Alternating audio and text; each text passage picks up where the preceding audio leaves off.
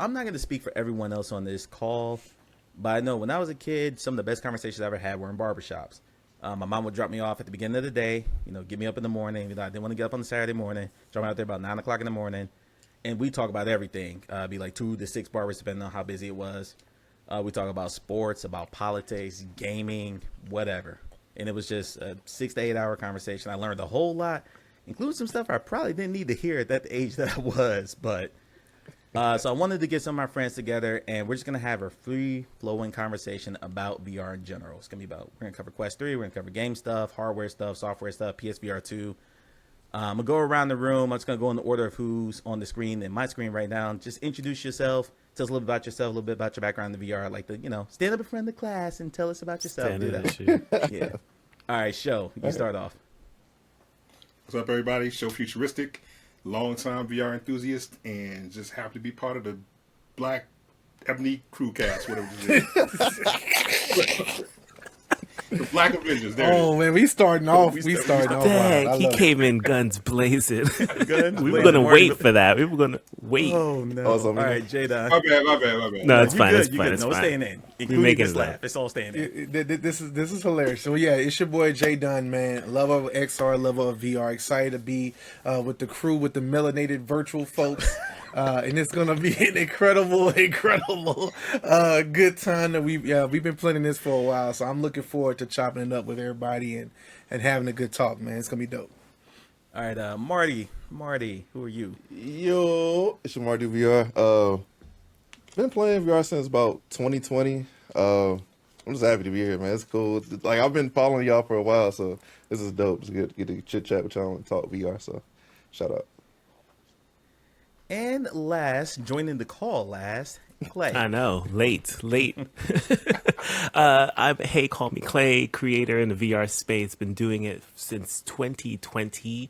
Fell in love with the Oculus Quest 2, but had some experiences with old school Gear VR when you have to plug your phone in, so that's a throwback. And so excited to be hanging out with this crew today, the diaspora. Right. Oh man, this Right. is. Oh man.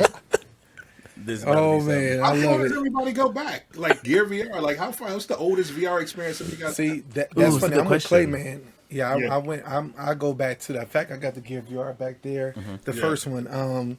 That's where I started my journey with VR. But I think it even goes back before that to VR Troopers on TV, man. That's that was one of those shows I watched, and I was like, VR Troopers. Had a brother that on it. sounds like Yeah. something I Had a wanna brother do. on it. Did you? It was ahead of its time. Yes, that's right. That's It right. was virtually melanated. So there you go. Already.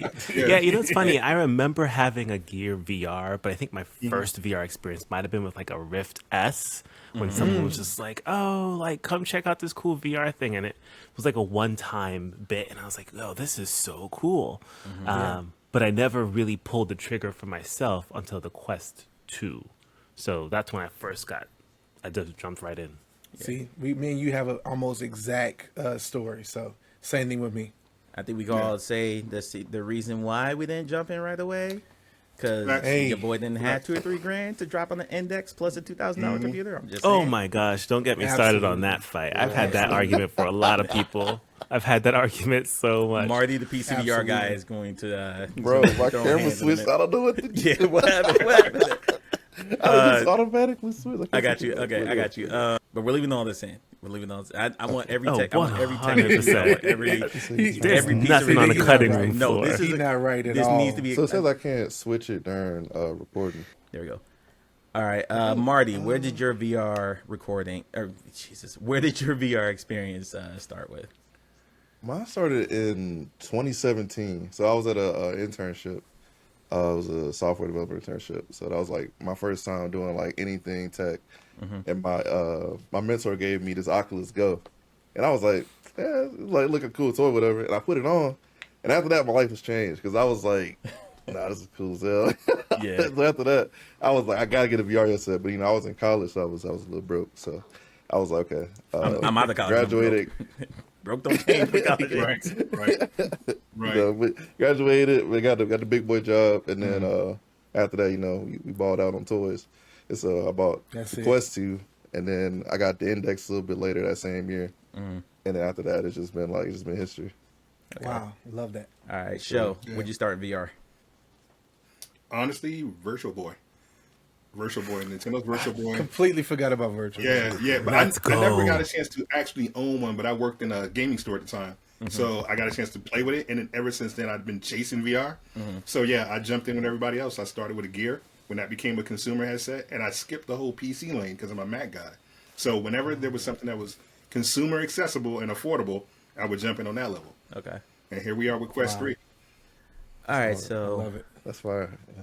I started out going to VR arcades and like those entertainment centers. So you put on the VR headset and do like a 5-minute, boxing thing or like a roller coaster experience. And I always thought the tech was dope. So then I started going to VR arcades where you paid $30 for 30 minutes. It sounds terrible when I say it like that, but anyway, then I was playing stuff like the wonderful Solaris Off-World Combat. If anyone's ever played that terrible shooter, in Arizona Sunshine. Once I found Arizona Sunshine, I was hooked. That was it for me. Really? Yeah, that was the game for me. But that Well, was you gotta in give it up. 20. That would have been 2020, I believe. So I started researching and said, "Oh wow, I need a computer that this is right at the start of COVID. GPU prices through the roof. That PC would have cost me $2,000. So okay, so I need a $2,000 PC. Oh, here's a Valve Index. That's $1,000. Okay, can't do that. Hey, what's this Rift That's S not what thing? Marty it's- said. Yeah, exactly. Look, man. Yeah. Right. It's like, hey, here's the Rift S. Oh, that's discontinued now. Well, what's this other thing they're doing? What's a Quest? Oh, okay. So, then just kind of my research. And when I turned 40 in 2021, I randomly walked to a GameStop really to pick up some cheap Switch games. I was like, I'm going to buy myself a game for my birthday. And then the Quest 2 stand was over there. I started staring at it for a second, and the GameStop dude walked over to me. He's like, "This is the best thing you could possibly buy," and he sold me on it. Took it home, been in love with it ever since. So, Wow. I love Shout that out that story. GameStop guy. Yeah, I love that, man. So it sounds like we all kind of started like that kind of bite really happened around that 2020 era, Yeah. right around that pandemic era, and then switching over to Quest 2 kind of being the main thing. So that's gonna be very interesting when we get into Quest 3 and stuff like that. Oh But yeah, I love that. yeah. I think the pandemic. I mean, I think we all kind of know this too. The pandemic had launched the Quest 2 into its like 100%. mass market stardom. Yeah. Absolutely. That was crazy. And it was been amazing to watch because we were all home and it was like, what else we gonna do? Yeah. We're not even going out to eat dinner. It's like, okay, well, and at the time it was what, $300. Yep. I played so much Yeah, I mean, me Poker and my Stars. wife, we were doing Sorry, go we were ahead. doing virtual date nights, man. It was love that's those. how we started. So that's the crazy thing. We were doing that's hard. virtual dates before I love it. we actually was married. So it was crazy, man. Just crazy time. It could be argued that that's a missed opportunity that Meta did not fully jump in on, because they had the whole industry in its grasp during COVID, right? And now, what's the metaverse now? What's I the don't think social they knew what they connection had. now? You know I what? don't think they knew what they had. By the time they Yeah. knew what they had, then we started hearing about PSVR2 and all this other stuff. I Yeah. think Marty's camera is just not liking him tonight. There we go. Okay. He doesn't like me today, man. This doesn't like him at all. It'll be a running joke. Overworking that thing, all the Yeah, for real. videos and unboxings that you do. Oh, It's trying to yeah. take a vacation for you now. Yeah. I'm going to hit one topic Back in real quick, animation. then we get into like the meat potato stuff. This one's real quick. What are you playing right now? I'm going to go reverse order. Marty, you first. Oh man, I kind of went back to the PSVR2 life for a little while. Went back for RE8. It's been fun. I actually been enjoying it. Playing that. Went back to play Doom. I saw the videos come out, so I was like, I gotta try this. And so I played it like a long time ago, but I wanted to see what it like on Quest 3. And I was like, oh, this is nice. I've been getting jump scared in that game for like a few days now, so that's pretty good. Okay. That's pretty much it right now, because I kind of been real busy. It's been a really busy like week, so I just been gunning. It's been busy few weeks on Absolutely. the continent for sure. Clay, what you playing right now? Yeah. I am currently playing a few games actually, which is Mike always gets on my case because he's like, "How are you playing all these games at the same time?" But I'm trying to dabble. Okay, I gotta experience it all. He has commitment issues, is what it is. He has major commitment issues. He's Well, been with the I same finished all woman my since high games. school, but he has I have, commitment issues. I when it have comes to been with the games. same woman since almost high school. Yeah. Nice. But I do finish the game. So right now Yeah. I'm playing through Wilson's Heart. Yes. Wilson's Heart, okay. Which is like a 2017 Oculus Studios release, which was supposed to be the game after I played Propagation VR. By the way, I don't know if you can see thematically, I'm really into horror, so like I'm all about this. And then There's another game. I'll find it later, but there's another game that I'm playing around with. So I'm spending some time in PCVR land. So Marty, say you'd be duck proud season? of me. Duck season was just Yeah, not. man. I saw the trailer it. for that. I saw the trailer for that. I was Duck like, season was- no way. No way. I'm not mad at that. I'm not mad at all.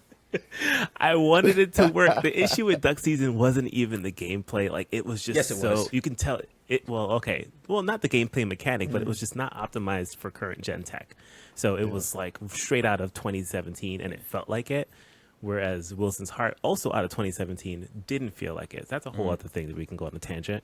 So I'm playing a bounce around between those, and then I'm playing another one on my Quest 3. My goodness, it's so late. What's the game I'm Genotype. playing, Mike? You know, Genotype. thank you, Genotype. Genotype. I'm doing a separate playthrough for that on YouTube. So I'm bouncing around between all of those at the moment. You floozy. Show just to fill it in. Duck season bad. is a VR duck hunt. That's all it is. No. That's all it is? It's Laughing a dog and horror everything. game, It's but the not a issue horror is game. it It's not a is. horror It is. game. It's just we didn't get to the horror part. in Horrible. stream It's horrible. because it was horrible. I already refunded That's it. horrible, On Steam, too. I'm graphic. gonna play it. Yeah. I did. But it's fine. terrible. It's fine. Wilson's Heart is taking its place, and it's doing really well. Yeah. JDUNN, what are you playing right now? All right, man. So I am playing Ghostbusters. Kind of got into that. The multiplayer is really, really fun, actually. I really enjoy the multiplayer. Me and my wife, Joy, been playing that a whole bunch. So enjoying that game. Whole crap ton of mixed reality games. I mean, every time there's an update for mixed reality, I'm like, yeah, I'm running to the That's Quest cool. 3 to check it out. And, you know, I guess we're going to all try to make Marty proud on this podcast. Getting on Asgard's Wrath, man, the first one, before the second one drops, because good. I've been watching so gameplay good. footage, and TwitchCon, MetaQuest had a few people get up and play the game, and man, that game looks incredible. So I was like, let me go back to the first one. Oh my God. Okay.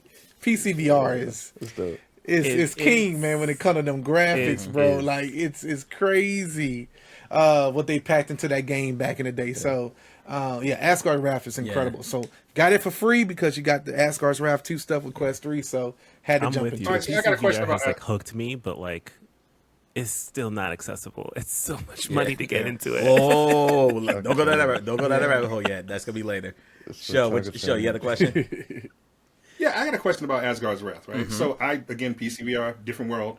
But I'm assuming that between Asgard's Wrath and Assassin's Creed, that's supposed to fill in the hole that not Metal Gear, but GTA, San Andreas fills, right?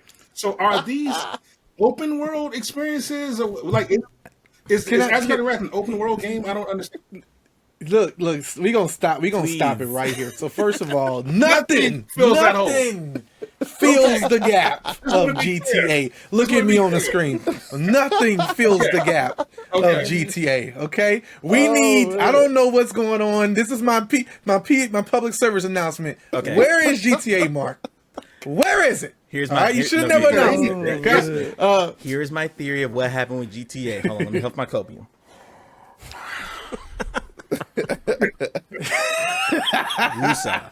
Okay, here's what happened with GTA. Mark Yeah. was on the call with that developer and said, okay, we're going to make GTA on Quest 2, right? Okay, everything's signed. Great. Pure walked right into that studio where they were recording that Meta Connect or that gaming showcase, whatever that was, and made that announcement right there. Had no concept of the fact that it takes years to build a game. They hadn't put pen to paper. They hadn't even opened Unity or Unreal. I think it's Unreal. I think that game's built in Unreal. They hadn't opened the studio yet and even named the project. And Mark was like, GTA SA is coming. GTA SA is coming. Had no idea that it was going to take 2 or 3 years to build that game. That's what I think happened. And that's why we haven't seen any gameplay or anything like that. Because I think they had to rebuild that thing from scratch. And we're not going and it's going to take 2 or 3 years to even get it to a showable state. That's what I think happened there. Yeah. I agree with that because Assassin's Creed literally was announced like in 2019 or 2018 coming for Quest platform, and we're just now getting it now. So I mean, I can see I that. think So he's the lying, rumors 'cause- that you're even hearing What's that? about it privately being scrapped, no one thinks that's true, right? No, it's still coming. No, I it's still don't coming. think I don't it's wanna being believe it. scrapped. I'm I not just gonna think believe we it. need to just let it go. No, every showcase, And it's just going to anything. magically Stop talking Somebody about like, it. Don't where's wish it GTA? into existence. Just Yeah. give up on it and move on. It'll be a pleasant surprise, sure. Yeah, shadow drop it because we know Mike likes shadow drops. Shadow drop that bad boy. All And right, don't tell all right. nobody. Clay, have a great night. It's been good to talk to you. We'll see you later. I thought I'd kick people out of this. I love it. Shadow drops, get out of here. Now we all got right, the copium. man. We but all it's- trying to have it. We all trying to have it. Yeah. Not me. I have Yeah. given up on it. I'm not gonna even. I don't even care about it. Don't at me. I Well, do might not as well have, talk about Deckers. We're gonna go to the copium place. Yeah, Right. man. Valve had me in a chokehold for years now. Good. Not a chokehold. Not a Show, what are you chokehold, playing man. right now? Genotype and a lot of mixed reality, but not games. Mixed reality remote apps, productivity apps. I'm loving that. But Genotype, if I'm playing a game, it's probably Genotype. Okay. I'm gonna let that be the first topic actually, just after I go over what I'm playing.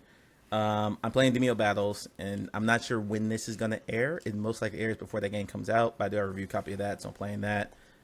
Journey to Foundation, showing you and I talked about that before we started recording. I love my story-based games. That's what I grew up playing because I didn't have friends. My brother had friends, so he had Madden and Double Dribble and everything running. You know, your boy didn't have friends, so I was playing Ninja Gaiden, Mega Man, all the story games. Legend of Zelda, fell in love with that game. Metroid. So I always seek out the story-based games. I always kind of flow towards those. And frankly, multiplayer VR gets enough attention as it is, especially if it's a shooter or it has zombies. So I tend to not touch that stuff in terms of content. I like playing it, but I don't really give it as much attention. So yeah, been streaming Journey, really enjoying that. Just finished event at Unity Farms, that studio. I'm gonna go ahead and plug that now because you know we all got tans on this show. That game is made by a studio headed by a person with a tan. It stars a family with a tan. Yes. Minority family, really nice story. person So, of color. Person of color. Wait, what's the name of the Yes. game? Say less. what's that? What's the name of it? The Events of Farms, Unity yeah. Farm. It is a dark fantasy time travel sci-fi game, and Okay. I'm not gonna say here plug it. I'll put some B-roll over this as I'm saying this, but yeah. Yeah. Just finished playing that. It's in early access right now. Got a ton of potential, and I want to support that studio because we need more games with people who look like us. Yes. in them, for sure. 100%. Absolutely. Nice.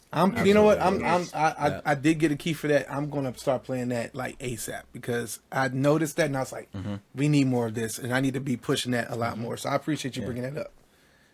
Excuse me. Show hit the top of that. I want to make sure that we expanded on talking about using Quest 3 outside of gaming because I thought after I went through the process and did my review and everything, I was like, this is the most versatile piece of hardware I have had that I've seen so far. Because it can do so many different things. It is not perfect at any one thing. It is not top of class at any one thing. But it can do multiple different purposes, which I think helps us appeal as much. And productivity is one of them. So, Show, what have you been working on? What have you been doing? Well, again, I do a lot of video editing, and I found that now the Quest resolution is good enough to do video editing or writing. Like one of my favorite things to do that I was always envious of PC users is I could go into big screen now, look at a movie or hang out there, and then open up another app in big screen and type in my own personal screen in there. PC users could do that forever, but I can never do that with my Quest. Now there's enough RAM where it can handle multiple apps with no problem. It's great. So yeah, I do a lot of big screen, or I'll just extend the monitor that I have now and have multiple screens up on a remote app. The remote up with workrooms. Both of those are great. So I'm loving that. Loving it.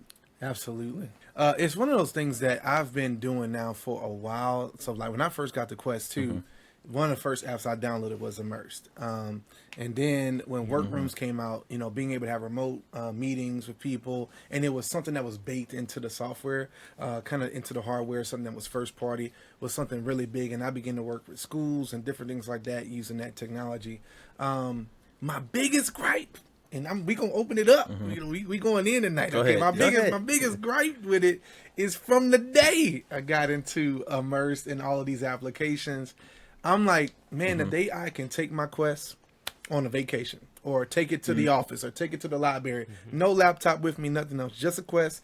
That freaking keyboard I bought that was marketed to work with the that does that little tracking. I bought that before it was even in the software. I bought it when they showed it off. They called it Infinite Office or something like that.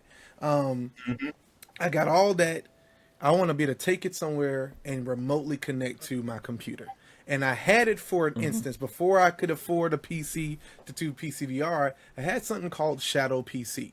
Shadow PC is a remote cloud gaming PC that you can have in the cloud. And it was cool because I could load Immerse on it. I could load big screen remote desktop on it, anything, and basically connect to the device remotely from anywhere in the world. And I thought that was the coolest thing. So I'm playing Half-Life Alyx on a cloud PC through virtual desktop, and I could do it anywhere on a 5G connection. I thought that was cool. So I'm like, why still to this day I can't have a cloud PC in Immersed or in workrooms and things like that? And so that's my only gripe. I think I've had a Quest Pro, so because of the Quest Pro, I've already had that color pass through, that increase in color clarity and contrast. So I was kind of already used to working in the headset. I'm cool with that. I was cool with the Quest too. I just need it to be remote, and then you'll see me use it a whole lot more. That's my only thing when it comes down to productivity on a device. I need more apps to be coming to it. I don't know, Meta, if you're listening. I hope you are. We need an Android store on the Quest platform to just download and sideload apps easier. But I'm done with that. Okay, I'm done. Okay. I have a feeling you're not done, but it's okay. Well, I am Keep getting going. things done. So I mean, you know, yeah. That's hard. Jayden, I tried to do what you did. Like, I tried to take the my Quest to like hotels or whatever when I was traveling to do work. And I think the solution, I don't think it's going to be a peer-to-peer solution, right? I don't think we're going to see shadow PC equivalents. I think I hope what Meta is going to start doing, and I think Google is going to follow up too. We're going to start to see more cloud-based full systems, like what you have with Google Drive or the Google Office. Microsoft 365 is probably going to be the solution that you're looking for. I think I hope Meta's going to invest in building up their own cloud infrastructure so we can start having more personalized spaces and more things that we can do. I know in video editing, there's a lot more cloud solutions now too. So I think that's the future we're going to see. Or they There's can an app leverage that called, partnership they have with Microsoft. Like they've had Yeah. a partnership there, and they're just doing Office, but they can do so much more gaming in and out of gaming with that partnership.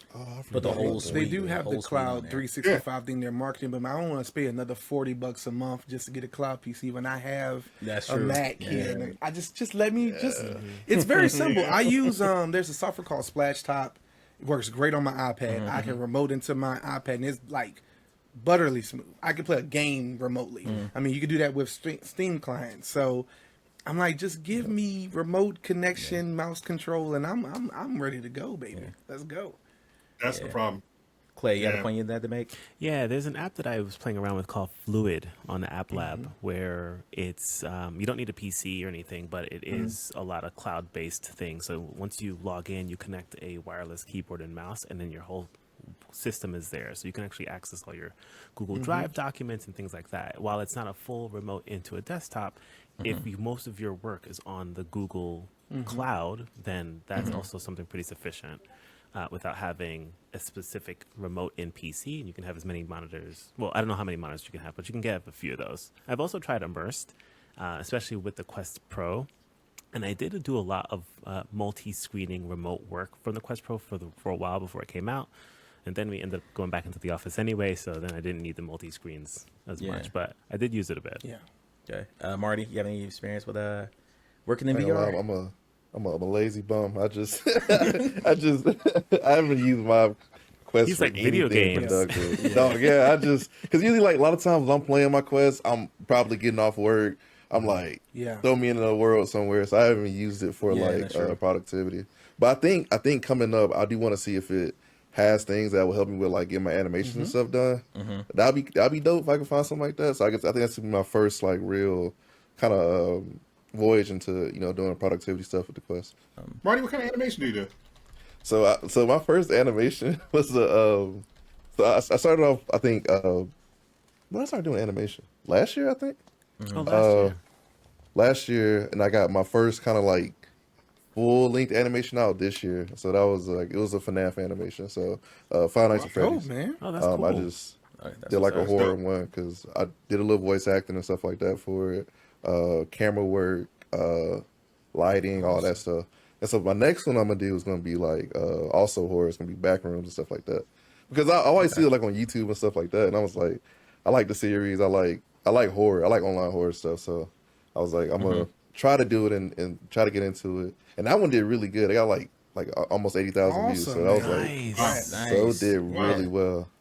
Yeah. And so the streets See asked us those for another one, animations? so I got to answer the streets. So real quick, my experience on the productivity end of it, I'm actually in the process of recording a video where I just wear my Quest 3 for an entire day. It's not a full 24-hour period, but just my entire work day. So basically my day job, I'm community manager for a VR developer, 3 Pound Games. Shout out to them.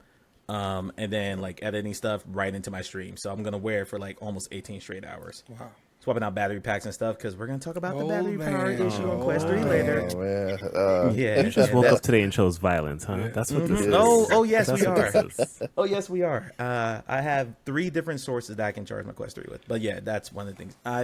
I'm dabbling in that because I want to be able to. I'm making another one where I don't use controllers for the entire time too, for a hand tracking guide. Okay. Hand tracking. Because I want to be able to. I feel like using this to its full potential means I don't play a game every time I put it on. So I'm dabbling in Yeah, that. facts. I've used Immerse quite a bit, but I haven't really like gone full bore like some of the people have talked about on here. Yeah. Clay. Hand tracking only. Wow. What's up? I'm sorry. Go ahead, Joe. What are you saying? No, I was saying hand tracking only. Man, that's bold. Yeah. I It have is. 25 hand tracking apps on my Quest 2 on my Quest right now, Okay. and I'm Do going you through the have a process high of playing tolerance them for all. pain as well? Somewhere installed Right. on that. Hand tracking has Honestly- gotten better on Quest 3 though. Absolutely. It has. It has. I mean, look, one of them's Demio, one of them's Demio battles. I mean, this isn't. I mean, I'm not really putting myself out too far. But That's a good one. That's a good one. Clay, before we're gonna diverge from Quest 3 for a second. Clay, you talked about an article that came out about basically how Sony feels about PSVR2. You want to summarize that, kind of give your thoughts, and we'll go around and just kind of give our thoughts on what they said. Yeah, I didn't read it in full. Are you going to summarize? Because I'm fully committed to letting you know that I looked at the headline, but the headline was enough for me to know what was happening. By the way, read the full articles, everyone. Don't just read headlines like me. Be better. Lord Right. mercy. Okay, hold on. Especially since my wife works in the news, she'd hate that. I'm saying this directly to her. She's absolutely going to get it directly to fault. this. Let me see if I can read the actual headline, and then that way we can kind of use. I that got as to pull it up discussion here. point. I'll cover you. I got to pull it up here. Sony exec calls PSVR2 important, but not its core proposition for 2023. Yeah. By Henry Stockdale, who I know, by the way. Shout out to the Do Rooftop you? VR podcast. Yeah. Henry hangs out there. Yeah, it's funny. A lot of people I got would the be quote. upset You by need it. that, right? You want the quote? You want the full quote? Yeah. What's the full quote? Hold on. Walter Cronkite voice. The VR category is important to us. It's a category that can help us with innovation. It's never going to be the only way people play games, but I'm happy that we're in it. There are great experiences to be had, and consumers really like it. But it's a nation business for us. It's something that we want to be a part of, but it's not the core proposition we have this season. PlayStation 5 is the core. Clay, your PlayStation thoughts. 5 will always continue to be the core. The PlayStation hardware and the PlayStation studios and the software will always be the core. The VR, the PSVR2 will always be the peripheral. It's funny when I retweeted that, people were like, well, what's the point of actually just entering the space? And I said, it's simply because they just want to be there. If you know that there's a space that has extra money, why not just build a house there if you can to just reap the benefits? And I think that's what we're seeing, right? We're not seeing this hardcore push of first party stuff, which they did in the beginning because you needed to be able to entertain the idea of what this was. But they're in a space because there's a new market that people want to spend money. They want to be able to capitalize on that. Do I hope that they start to invest more? Because I'm a huge Sony fan. I'm a huge, I have a Sony logo over here. It's just, I just have it, I would love to see more first parties. I would love to see more high quality stuff. And one of the reasons that I got my PSVR2 was because I did feel like I wanted more graphically from my VR experiences. And I didn't want to spend all the money on a PC to do that. Fast forward, I ended up doing that anyway. Say what you later did. What you later did. Which I later did anyway. I sat through that 6-hour stream. Right? Yeah. This you man, did. I will cut this out. This man said, I'm going to build a PC on stream in 2 hours. Never built a did. PC before. Lies. Take one guess how well that went. It did. It went well. It just took 6 hours.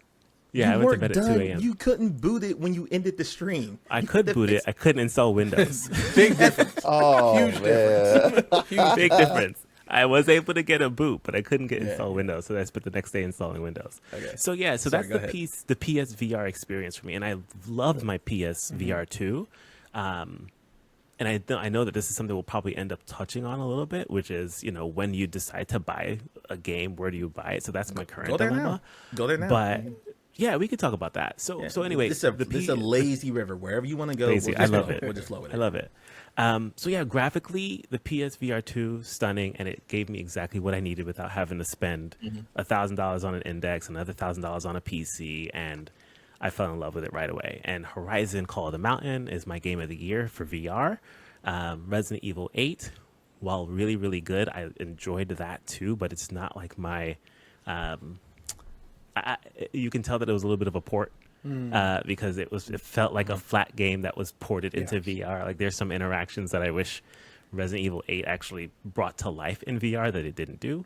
And so, yeah, but Sony's just here to capitalize on the fact that some people want VR. They produced a headset, and here it is. Now we get to play games that were produced by all the other studios that are trying to just make games for all these other platforms.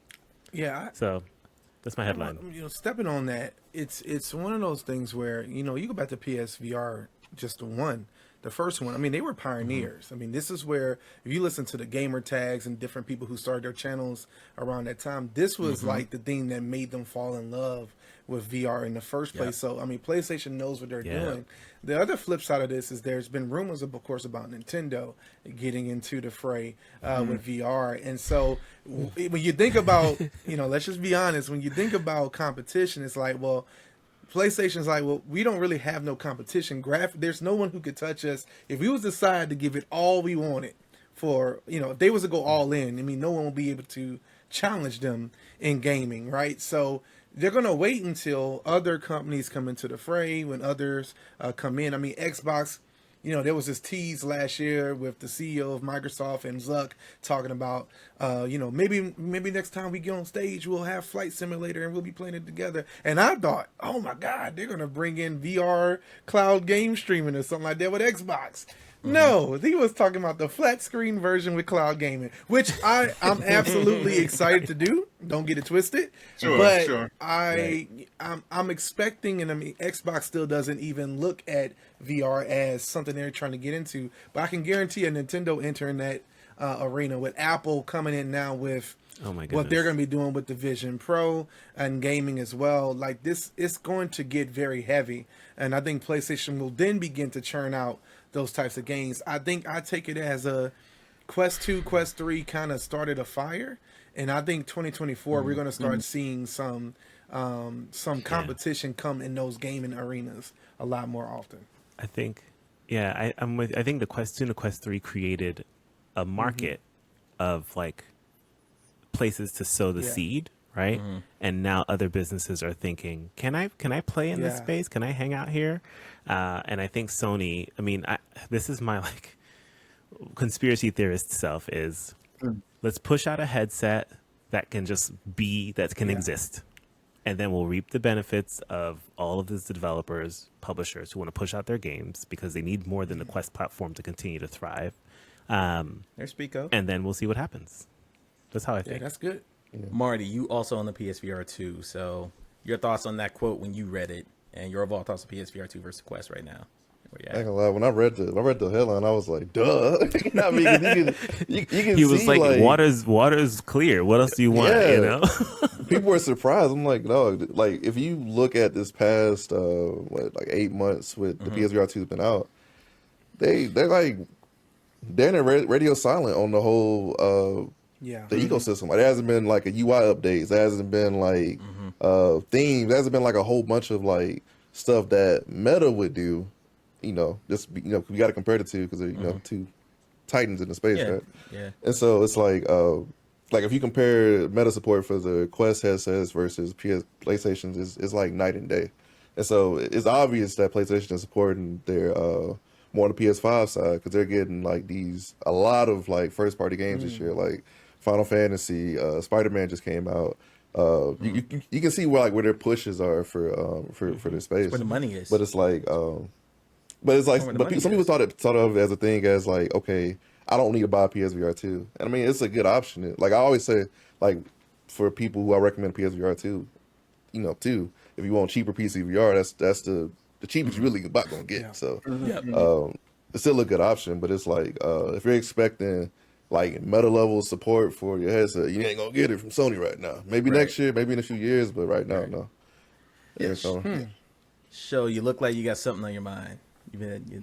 He's been looking pensive all thing. I'm just waiting for him to drop whatever wisdom he's got stored up there. Saving the knowledge bomb here. I've been rocking. I mean, look, I don't have a PSVR2. I would love one day, right? I had a PSVR1. I just feel like Clay said, Sony it's just a supplement to the PlayStation 5, right? The thing that concerned me with that quote was it sounded like this is going to be an even less of a priority than people thought it might be going forward in 2024, right? That's all it was. People forget that Sony can pull the trigger at any point with the PSVR2 because it's a supplement to the core system. And they padded the technology enough where it's good enough to last for the next few years. So they can drop big games on it. So it's not a problem. It's unfortunate if you're an early adopter. But I think the later the lifespan of the PS5 continues, you're going to start to see some dope stuff. Yeah, I agree. I think it's weird. I think that they've produced the bare minimum of a high-tech headset to be able to exist in the market for a few years and have it age well enough. That's what I think actually happened. But again, this is all retrospect because we're all in the hype of like PlayStation is back in the game. Meta Quest 2 was dominating. The Quest Pro had just flopped, and now the PlayStation is gonna come and save VR single-handedly. And now it's gonna all of these PC games are going to fly off the shelves because people are going to get this bite of how great graphical quality I can get. That's a really good thing. Yeah, so that's what happens. Sorry, I'm like, let me step down. And they go download Gorilla Tag. Gorilla Tag. I can't let it. I have not played Gorilla Tag. Don't sleep on Gorilla Tag. Please stream it. Please stream it. Please stream it. You didn't stream it. No, so I'm going to say one point. I want to reiterate one point that you said because I found this fascinating that the PCVR crowd, maybe this is because they've just been starved for new content for so long, but they were like, PSVR2 is going to bring more PCVR games because people can develop for Sony's platform and then they're going to be PCVR offshoot. Half-Life Alyx coming to PSVR2, man. It's coming. All right. Lord, whatever. I don't know why people said that to this day. Do y'all know Sony and Valve's relationship? Do y'all know Sony and Valve's relationship? Are y'all familiar with the fact that there is no relationship? There's a Titanic-sized iceberg between those two companies. That's not happening. It's not happening. They're like, well, Sony and Meta happen. Sony and Meta don't hit each other. Like, there's no hatred there. No, that's not a thing. It's a shame Alex is just gonna die off, huh? It's not gonna. Alex is not gonna die off. That game is gonna live in infamy. That game has a legacy that, on some level, sometimes taints what happens with other games because they get unfairly compared to that game or held to that. Like Alex becomes the floor of what you expect as opposed to the Mount Rushmore, which is what it is. That is a Mount Rushmore VR game. That should be held up with one of, I'd say, the top 4 or 5 best VR games ever created. So holding every game to that standard is an unfair thing, given that game had roughly like a $15 million, I think they're calling that, Val said, $15 million budget. No 10 VR other games had $15 million. I'm going to tell you right now, Asgard's Wrath, I think trumps that. I think the newer one, it's going to trump that. As far as how much money they spend. But look who's behind that. Meta's behind that. Meta's behind that, though. So if you take that versus, I'll just use Genotype as an example. Bulwark Games did not have $15 million to make that game. That's still a very, very good game. There's a good game. It is a very good game. But holding it to, well, it's not quite Alex's.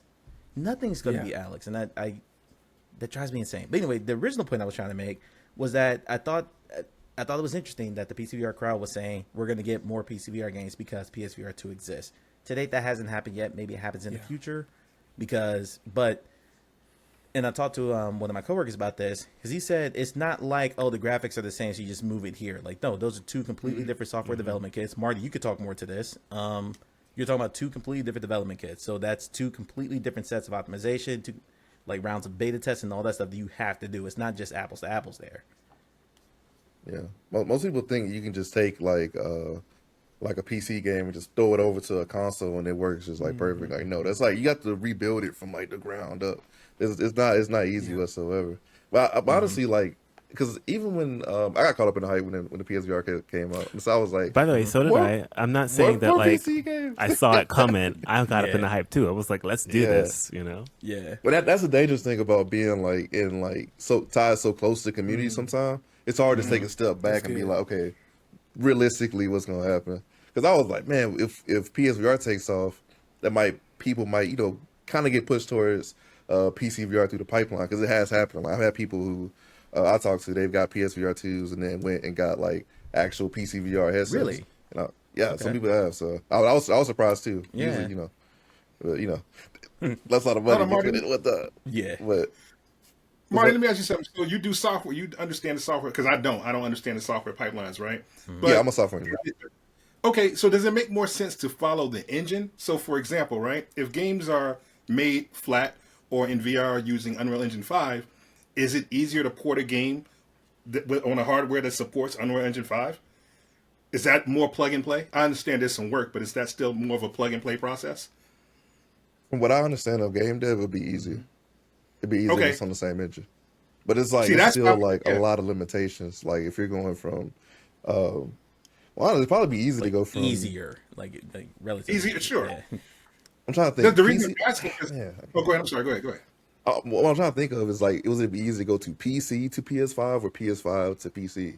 I think going from PC to PS5 would be a little bit easier, because you're only working with one configuration versus going from PS5 to PC, and you got all these different graphics cards, CPUs, and stuff like that. So now that I really think about it, it's not really realistic. To go from that way to the other one. Yeah. And so to that point, what I was going to add is, so if I think about the three major platforms to develop for, we have Quest, PC, PlayStation. Who do I pick? And as a marketer, I'm chasing the money, right? I got to chase the money. So where's my biggest opportunity? And it usually sits with the Quest platform, just because the user base is massive, right? Absolutely. The market already is small, but the user base of the Quest platform is massive. And this is where a lot of the animosity between like the Quest and the PC and the PS, everyone just kind of fights about it, is where they spend time. And it's unfortunate, but like, if people need to make a living out of this, they need to chase where the dollars are. And the dollars currently are with the Quest platform. That's just it, And so because of that, we have to spend time developing for that platform, which will inherently look different, because you're trying to build off of a mobile chipset versus, some AMD Intel processing capability that, that portability doesn't allow. So don't get for. mad when your PlayStation VR2 game looks like a Quest 2 game, because, I mean, Right. I'm happy because Yeah. I'm over here in standalone land like, hey, I'm good. My game it look good to me. I've seen all those videos Marty makes. He just roasting. What are you doing? Just roasting them openly. Absolutely.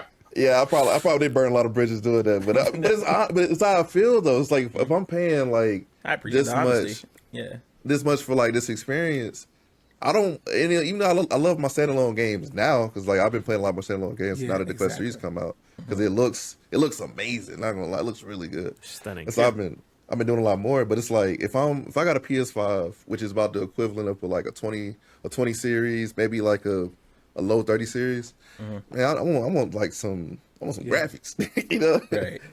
I just don't understand the PC trap, because at the end of the day, you can see the chipsets on all the hardware. They're starting to make mobile chipsets. I think Apple's clearly doing their mobile chipset thing. Didn't NVIDIA just announce last week? Wasn't NVIDIA that they're putting out a new chipset that's on par? So we see where the wind's blowing, right? I mean, I figure if you're going to be in PC world and you're going to spend all that money on a 4080 or whatever the chips, I mean, these cards cost as much as consoles, even more, right? They do. Just you're going to have a very limited amount of games, right? You're going to get your flight simulators. You're going to be playing a lot of flat to VR games, because there's no one has the resources to put just toward these high-end PC games, and you can't port it anywhere. So I know. I feel you, but I couldn't do it. Managing expectations. Like, I think we're all smart enough here to understand that it takes time to do this stuff. Marty, especially, working in software, understands, hey, man, I can't flip something in a couple of months. Like, this takes some time. So for PSVR2, and I've talked to multiple devs about this, PSVR2 developers got their software development kits anywhere from 6 to 8 months for, like, the bigger companies. And then less than 6 months for like the smaller devs who had to request them before PSVR2 came out. We all know you can't build a game that fast. Yeah. Every single one of us knows that. So a lot of the ones who got them in shorter time were the ones who were doing upgrades from the PSVR 1s. Like, let's take Polyart Games, for instance. I'm not confirming that they got theirs in the 6-month period. I'm just saying, I'm using them as Yeah. an example. To upscale Moss 1 and Moss 2, that takes less time than to rebuild that game entirely from scratch, because you already have the game built. One is on these architectures, so it's already past quality assurance. That's one big hurdle that you don't have to deal with. You already passed QA, so it's a quicker QA process. But long story short, if it takes 2 to 3 years to build something truly, truly high end, like I'll use Alice as an example again, Mount Rushmore. That game took 4 years for them to make, start to finish. Quest 3 dev kits did not go out until roughly the spring of this year, because that's when they first got production models out there that were actually going to be, okay, these are the specs we're going with. Okay, devs, y'all can have these, start building. And you look at the number of games that have come out that were not Quest 3 optimized. The game that came out the week Quest 3 launch was Genotype.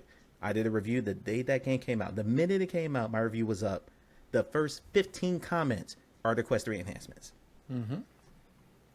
And every game that's come out since then, that's been the question.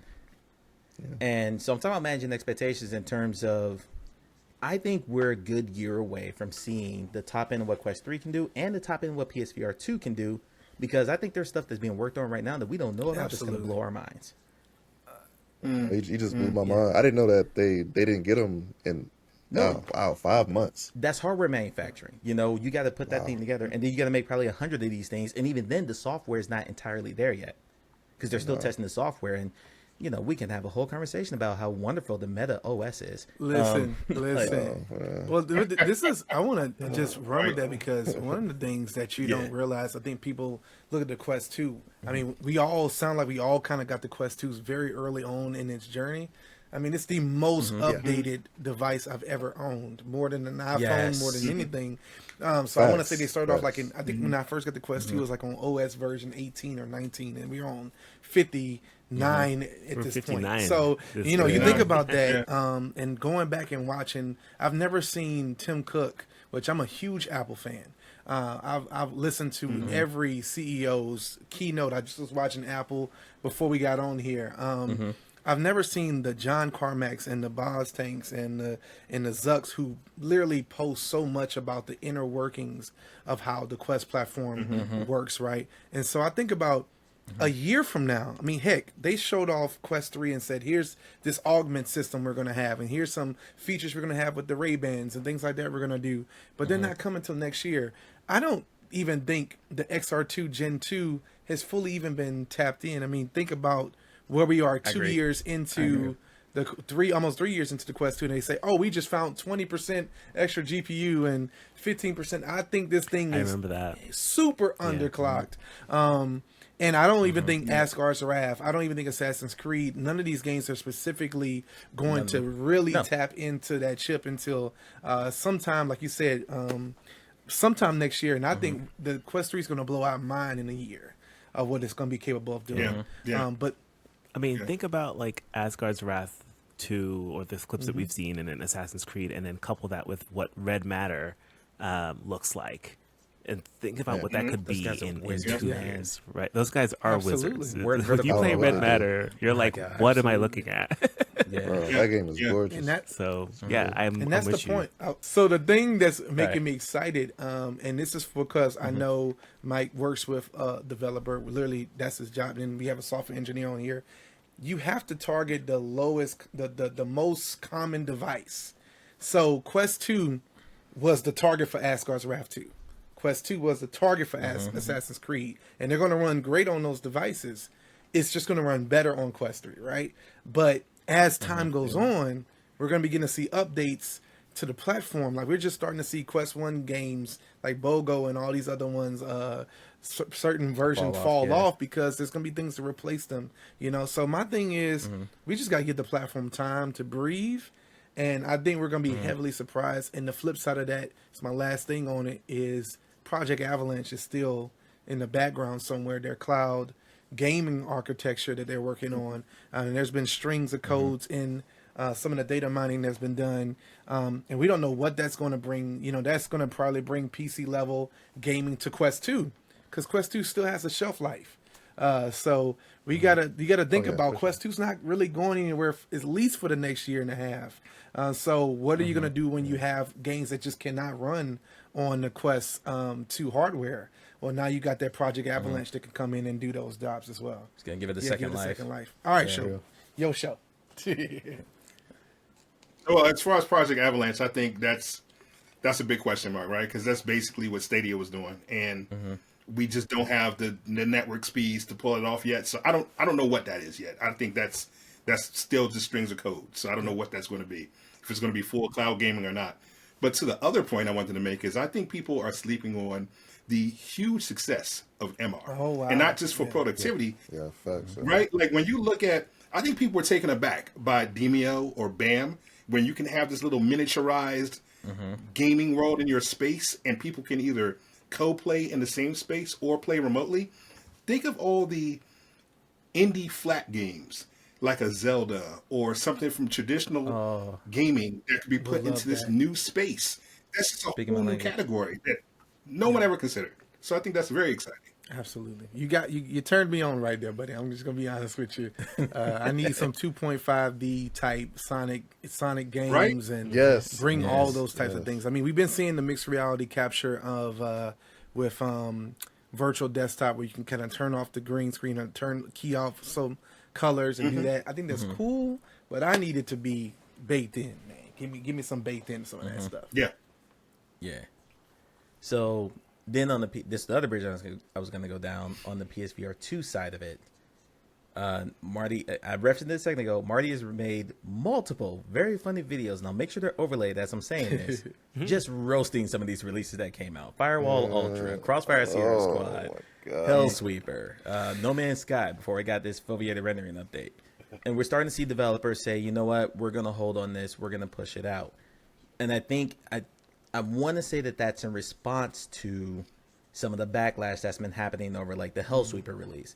I said this in the video. Sorry, I didn't mean to hit my mic. I said this in the video. I don't think the decision to release Hellsweeper on PSVR2 in the current state that it was in was a developer's choice. You have shareholders, you have owners, you have management who say, you know what, we got to get this thing out there. We'll go back and patch it later. Especially in this age of digital development, we're getting more games that are getting day one, week one patches right away, as opposed to we all grew up in the cartridge era where you got that joint, joint better work. Exactly. The only thing I had to do was blow on finished. it. The only thing I had to do was blow on it to get it to work, to get the dust out. That's it. Everything else better work. So and this more, I guess, for Clay and for Marty, because you guys are PSVR2 guys, specifically for you two, which one do you prefer? Do you want the delay or do you want the game? Because sometimes, like, I'll use No Man's Sky as a great example. When I got ported to PSVR2, I watched multiple videos that were like, it's blurry, it's the PSVR1 version, this isn't good, don't play it, this is not the best version of it. Then they put dynamic foveated rendering in with the eye tracking, and now it's the best version of that game. And now it's the best version of that game. Same But thing happened with Switchback. Yeah, Switchback also yeah. released in a terrible state, right? Switchback was bad, man. Jeez. So and But I played here's through that whole game. and here's the dichotomy that happens there though. When Switchback came out, there were dozens of videos on it. Dozens. How many people circled back? How many content creators circled back? How many how many websites? Upload VR, Sixdoff, Road to VR. How many of them circled back and covered the update? You only get one chance to make a first impression. I personally prefer the delay. I want something fully baked, but I realize that I am from a generation where I'm used to getting stuff that is ready to go out of the box. I am also a console guy. I grew up playing consoles. I did not grow up playing PCs. I didn't grow up playing Oregon Trail with the 3 discs and you had to like put one in and then when the disc ran out, pop it out, put the next one in, go part 2. I didn't do that. My dad did. I mean, we're didn't do also that. grown adults with lives, and we're okay with things being delayed because we can get back to it later. Absolutely. Yeah, exactly. Yeah, facts, yeah. Exactly. So it's an interesting thing we're seeing in the industry right now where they're balancing needing to get something out there to get revenue driving. Because if this has been your only project for 3 years, delaying it another 8 months, that puts people out of work. Absolutely. And we might end up talking about layoffs later, I'm not sure yet. Versus put it out there now, take the backlash, and then fix it later and hope that those people will come back to it and help word of mouth spread, hey, the game's fixed now, and hopefully get your return that way. Like it's a weird thing that we're seeing in the industry now, and I find that fascinating. Yeah. It's I'm a gonna throw the tricky, Clay. it's a tricky space to be in because if you think about all of the quote unquote botched releases in the last few years, even on the flat gaming side, like they will forever be the ones that were botched. Like Cyberpunk 2077 when it first launched was like, oof. Infamous. Right. Yeah, that CG was Product Red was like, you know, just like just torched the place, right? Part of that was that game's Switchback's budget, another though. one. You know No how much Man's that game Sky. cost to make? Part of that was that game's I budget, don't though. know. What was it? Cyberpunk's 2077's budget was $174 million. This is I know half of that was Keanu Reeves. Absolutely. I'm sure, Yeah, but Shout out Keanu, man. That's my boy. but I mean, it was all Right, fully but, voice like, acted. They they just will- got Idris Elba into it now. I mean, that's Right. But that's the point before is, marketing. even though it's great now, like when you hear people talk about Cyberpunk, they're like, "Oh, it's an amazing game," but it will always be ingrained. To your point, Mike, as wow, that was a botched release, No and Man's how Sky. many people No Man's Sky circle is another back one. to it, right? No Man's Sky is the other one. It was like, Twice. man, it was twice. First on the Twice. flat version, and second on the VR version. VR version. And the PC VR version still barely works. Anyway. You know. And so the question is, you're right. What's the balance? And I'm of the firm belief that I don't think there's ever a specific dev person who's doing the development work that says I want to release this unfinished. I don't think there's any single person that wants. I think it's more of a business, marketing, shareholder promises thing because we need to show results, and that's unfortunately one of the issues is that we create this situation where we are promising these releases, promising these return on investments. You can't keep up, and that's what leads to some of the unfortunate layoffs in the gaming industry that's been happening. So it's a really rough state. But to your point, like I'm okay waiting.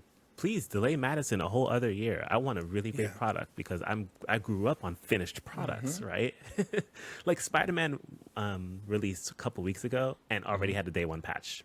Like it's weird to me that the game has a day one patch before you even That's wild. turn on your console. Like what's that that's about? So I don't know. That's crazy. Marty, again, as a PSVR2 guy and a PCVR guy, so you've seen it from both ends for a while now. Oh, the PCs get the worst. I have Oh, to man. say. Oh, bro. Last year? Oh man. Yeah, but it's weird because I understand it. Even as like, because I mentioned this in those reviews where I was going crazy.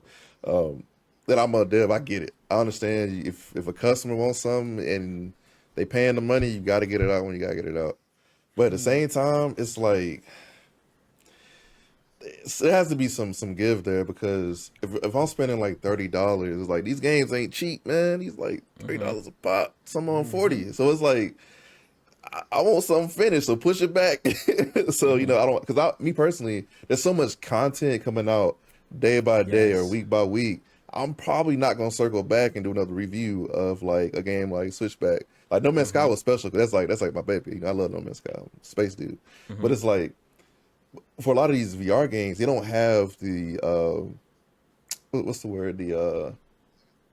I guess the only thing I think of is clout. Like for CD Projekt Red, they had The Witcher. They had previous work that holds their company up. That's a good point. Like these companies don't have that relationship with a lot of these new VR people, or even some of the older guys who have had VR headsets for a while, to the point where they can mess up that bad, and somebody will come back and it's like, oh, I love this company. Let me go ahead and relook at their game, because it's like Firewall. I played it the first time from the first day. I made that video.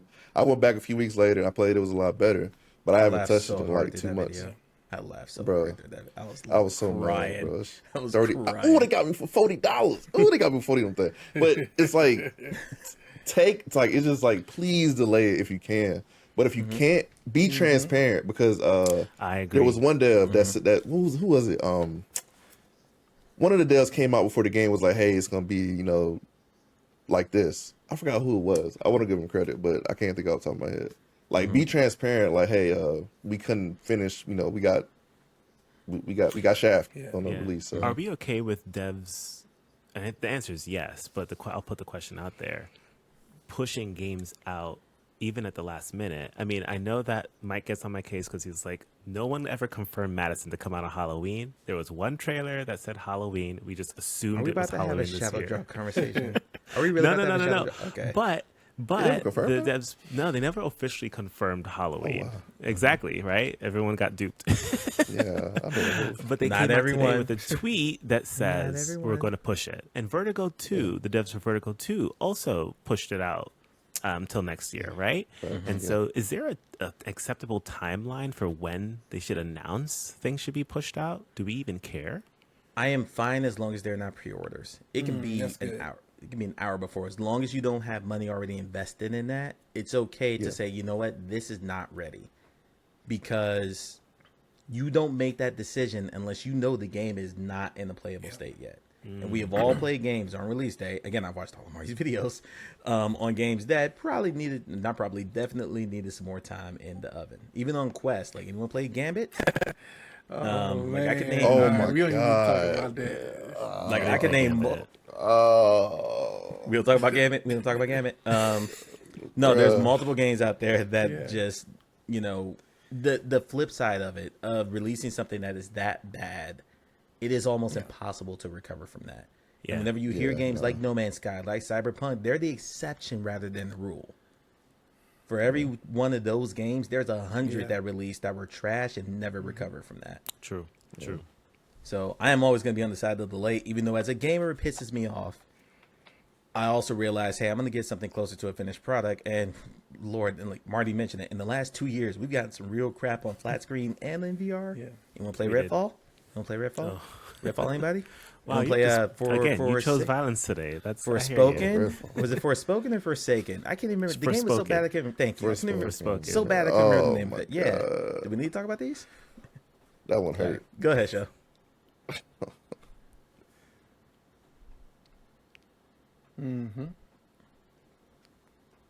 Yes, I agree.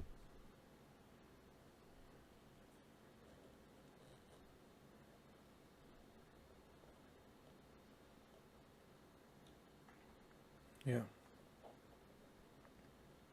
Yeah. Hey. Oh gosh. Ooh, let's get in Joyway. Let's get in Joyway. Ooh, Oh, I knew it was said gonna come that. up. I knew it was gonna come up. NFL Pro Era 2? Is that where? Is that where? So What happened to NFL Pro Era 2? no. You go ahead. You go ahead. You Go ahead, Show. No, you on the soapbox, man. Talk Get to say me. on yeah, it. no, you Stay on started it. this. Don't hand You got it the off. Clippers. You got the Clippers Oh, in your that's hand. good. I want to hear about this. Sheesh. Yeah. yeah.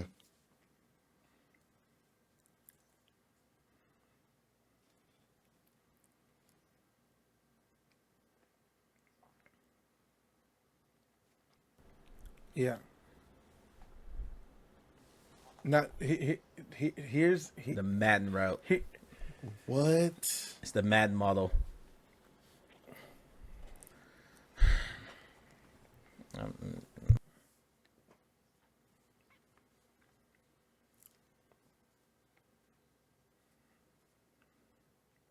Now I want to take that in two directions, because there's something there with that, because Demio at one time also promised that Demio battles was going to be a part of I was about to say that. PvP art was going to be a part of Demio. But I understand them saying, wait a minute, we've been giving out all these packs for be just pushing out constant content.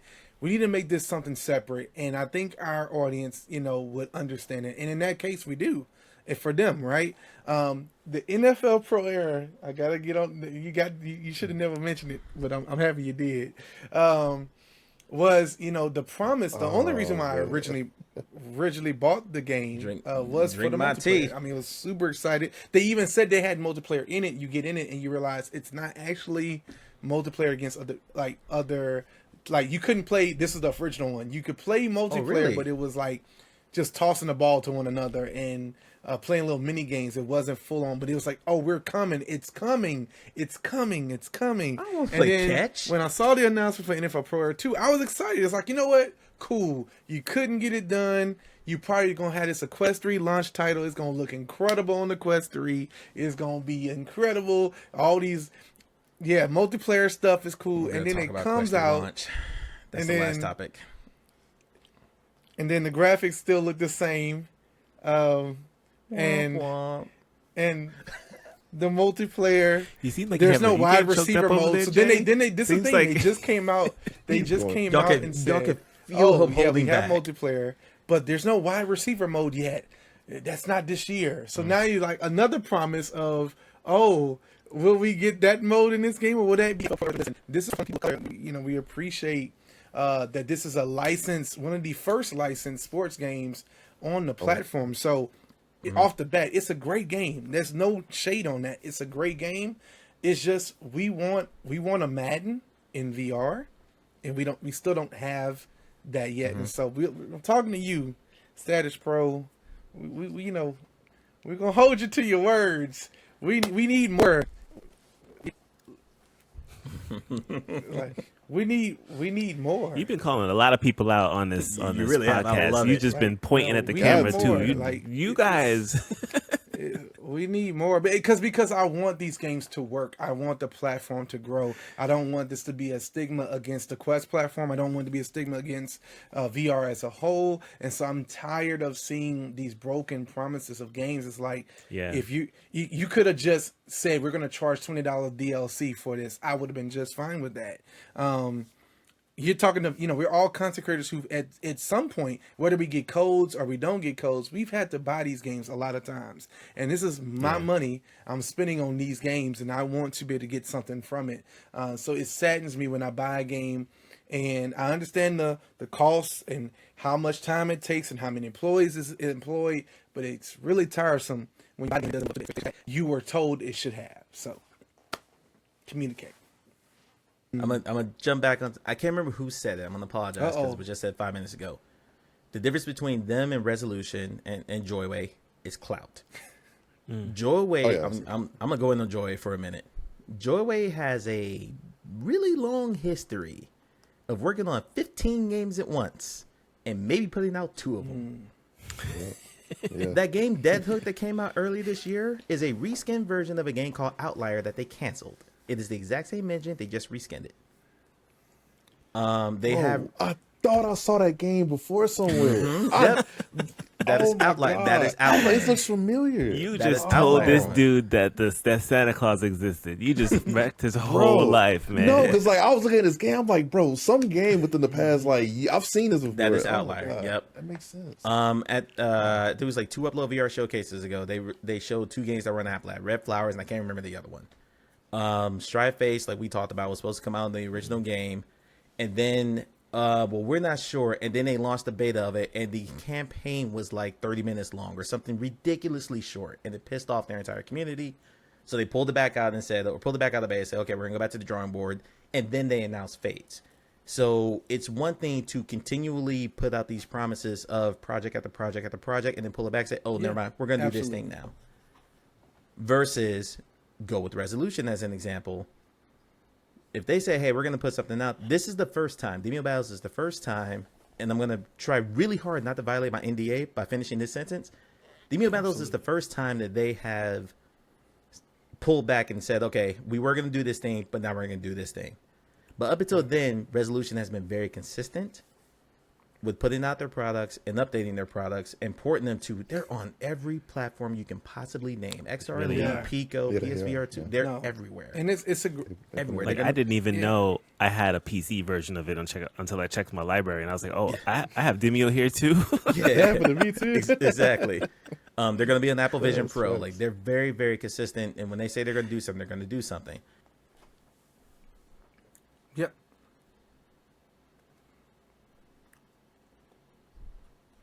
Absolutely.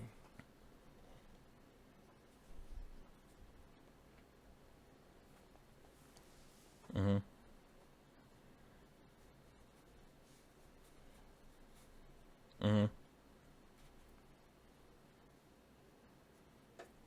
Mm-hmm. Yeah.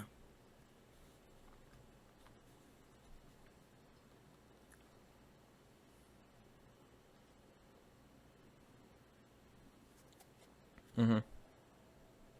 Absolutely. Communication is key. Walkabout's another great example of that. Do we think though that the obviously part of it is cloud, but part of it is that Demio in and of itself is a very good game at its core, right? Like, you have a good product, so not just the track record, but the product is just generally good. Whereas some games, we've all played them, you're like, this was not ready for showtime, you know? Yeah. And if you are a dev and that's your first game, not only do you not have the clout, but like maybe you just don't fundamentally have a good product, right? Like there's a part of that that's an interesting like POV to think through. Hold on, my camera don't die on me and everything. Hold on, y'all. Can we stop? I need to switch my look. It must have been on purpose. Can we stop the recording real quick? Let me just switch my camera. All right, we got interrupted because JDUN decided to turn his camera off right when I started saying something about him. You know what I mean? You know what I'm saying? But what I was saying was that some of us, we all got our Quest 3s on launch day, or some of us before. So now we're 20 days out. My feelings are well known, but I'm just going to very quickly give my feelings. I'm going to go around the table and kind of see where you guys are at with it. I think it's a great piece of hardware, severely lacking software. And some of that we touched on why that is earlier. A lot of these devs didn't get their Quest 3 production models, their software development kits, until like 6 months before it launched. You can't build a game that fast. Yeah. Especially if you're already building the game, you absolutely cannot build 2 versions of it for Quest 2 and for Quest 3 when you've been building for Quest 2 for a year or 2. So that's not possible. Now, I was huffing the copium, and I was like, okay, well, Microsoft has this partnership with Meta, and we're going to get Gears of War. We're going to get one Microsoft property in VR. That was my thought process. Halo. Gears or Season. That's wild. One. I was like, y'all, and Meta owns 9 studios. I can name them all off the top of my head because I've researched this way too much. But one of them built Resident Evil 4 VR for Quest 2. That's Armature Studios. They have a history of building and porting big IPs down to mobile platforms. They did a bunch of PlayStation Vita games before they were doing VR games. So I was like, okay, they're going to capitalize on this Microsoft partnership. In addition to Game Pass, they're going to give us at least one property to VR. It's going to be amazing. It's going to be Sea of Thieves. It's going to be something. It's going to be a name that's going to pull the Xbox crowd. And then that was like they own all these other studios that we haven't seen anything from Twisted Pixel, or now we know Asgard's Wrath 2 is coming soon. No, Sensar is doing. Echo VR was canceled because they said they're working on another project. Ready Dawn said we got another project coming. Haven't heard anything about that. Twisted Pixel, who made Clay's Wilson Hart that he's playing right now, also made Defector and Path of the Warrior. We haven't heard anything from them. Didn't they also do Defector? Yes. Yeah. The last game was Path of the Warrior. That was 2020 or 2021. Haven't heard anything from all these studios. So in my mind, I was like, they about to unleash the Kraken. We about to get everything. Absolutely. And what'd you get for your pre-order for your Quest 3? A game you can't play for 2 months. Yeah. Oh, yeah. I will say monetization wise, I do think it's a little bit interesting. It's like, oh, this really great AAA quality game, and we're going to give it for free. I found that very interesting. You can do that when you own the studio. You can do that when you own the studio. When you own the studio, you don't really need that game. But in a profit-starved market, like, but like VR Nintendo in general is profit-starved. Nintendo was bundling Mario games for years with their stuff. Like when you own the studio, you don't need that game to be. Sega was Sonic. True. You don't need the game to be profitable. You just need it to be good. You need it to be something that's going to pull people in. And let's think about holiday season. The Quest 3 early adopters. That's not who they were worried about. Nope. They're thinking about when they open up that Quest 3 on Christmas Day and you're downloading the best game on the platform for that time. Also, by that time, you're going to have Power Wash Simulator. You're going to have Roblox, Assassin's Creed. You know, you're going to have a ton of Quest 3 enhancements mixed around Stranger Things, I believe, by that time as well. You will. So when you start opening up that full thing, and then you can be 3 months into Quest updates as well. So Xbox Cloud Gaming is coming out in December as well. So you know, you start thinking like we are the early adopters, so we want to be like, I need more games, you know, right?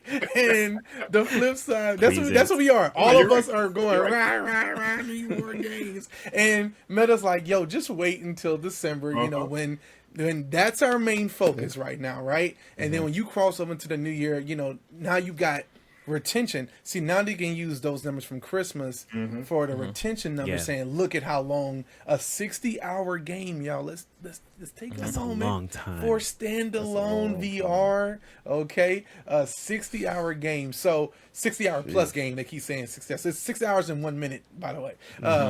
So no, but you know they're gonna get on you in the comments wherever we post this about 60 hours. But how long's the battery life? Hey, look. Hey, you got a battery saver option, and it's gonna make the graphics look horrible, but you got it in the V59. Not horrible. It turns 120 hertz mode on. That's all it does. Yes, but I mean, this is the thing. Down. Like honestly, I think Quest 3, having it, getting it in the hand, blown away. Having the Quest Pro, having the Quest 2, doing PCVR, I was blown away at how good this device is, and I'm okay with it having battery because I realize this thing is not quite yet the system we want it to be today. It's gonna be that in a few months. It's gonna be that in a year. We'll come back on the show and on the melanated virtual boys. And Right. melanated virtual boys. That might stick. Melanated virtual boy. Oh, guys. Oh, and we're gonna talk about how incredible it is. Yeah. I'm like you, Mike. I thought for sure when they talked about the cloud gaming with Microsoft that we were going to get some IP from Microsoft that was going to run, which still could happen. Still could happen. I mean, Minecraft. I mean, it's easy. The new Lego game. That's very, very much is Minecraft-esque graphics. These are the type of things that I'm really, really excited to see come to the platform. But as far as like just getting that Quest 3 in hand, it's been magical, man. And then watching everyone use these devices outside, which I'm really afraid for them because, don't want them to burn their sensors, but excited to see how many people, how much this has become a regular thing. Like, it's people who are not into VR. I've been hearing so many testimonies of wives who have never got into VR or getting into VR because, this MR thing, the first encounters is like the perfect demo for kids. For anyone to get in and be like, yo, my mom was like, well, this is incredible. Like, what is going on? So little things like that, it's just, I feel like Meta nailed it. And the selling point is not for today. We the early adopters, we care, but it's really for Christmas season, for holiday season. Yeah, I agree. We are power users. I think we have to remember that. A lot of our Twitter feeds are full of people complaining about battery lives and things like that. And I'm like, honestly, most people spend up to 2 hours in headset and then put it down for the day. It's only us here that are like 5-6 hours and just hanging out, meeting up with friends, phone calls, playing board games, going outside. We're the only ones doing that. So if we're thinking about mass market, it's 1 to 2 hours. So I'm not too mad about the battery life, but I got my Bobo strap on the way. So hey, man, shout out. Hey, how many batteries did you order with it? Your Twitter post counting down the days. That was funny. It got us all through the fight. I just want to let you know because I was crying along with you, refreshing. There was one that I refreshed Amazon at least 200 times. I had the Amazon page just loaded, and just every time I'd open my phone up, oh look, it's up. Let me refresh. So. I don't know if we need to pause for Marty to get back. Marty, we need to pause together. Wait to the end, man. I'm right back. God dang it. That's it. That's funny. Yeah, the Bobo thing was hilarious, and then they opened it up, and so I still track it. It came from China. It's currently in New Jersey. I mean, people are saying that it's like an hour and a half per battery. I think that's fine for someone who's not a power user. Really, per battery? Yeah, that's legit. I heard it was 30 minutes. Yeah. I'm hearing up to an hour and a half, but it really depends on what you're doing. That's the other thing. We never stopped recording, by the way, so I'll just cut all that stuff out that just happened. Except Marty's camera fumbling just because Clay was being very eloquent at that point. So I'm just gonna let that happen. I'm glad that you all followed my tweets though about my countdown because I didn't know how long I'd want to commit. Mine is supposed to be here November 1st, and I'm gonna cry when I get it in my hands. I cannot wait. Oh man, I have two. I get mine this week. I think. I have an Anna Pro battery strap, which by the way, Clay, I was actually incorrect on that. When I tested it properly, it got an hour and a half. Which was pretty good. That's legit. And I have a neck worn one that is nowhere near me right now. But you remember those old like Bluetooth neck worn ones? Yeah, very much. It's not that one, but it's like that. Shout out JD. JD. He already that's how I'm on the store page. I gotta get it. Yeah. So mine came from Zyber. I'm testing that one now. That honestly is my favorite one, even though I wouldn't recommend it for everybody. Like if you're one of those room scale tumbling nut bars who plays shooters, don't buy that thing. But, Okay. But I got the okay. So 3 hours. What's that? I got the Elite strap, and it's looking like I've done it twice. I've gone through 2 movies now. It's about 3 hours and some change with the Elite strap. Really? Yeah. Okay, that's good. For your That's average legit. Quest user, though, that's fine. Yeah. Is it $130, which is what Meta was charging? Fine, and that's kind of in the eye of the beholder. That's all right? up to you. Yeah, that is, me that's all personally, up to you. no. Because like So- when I'm PCVR, this thing dies like really fast. Like at one point, I didn't even think I had charge in it because I was just like running through it. Are you running through a wire?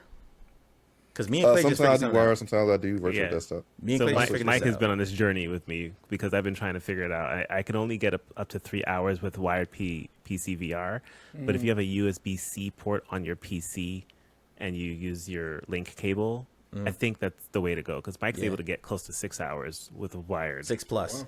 Wow. 6+. Yeah.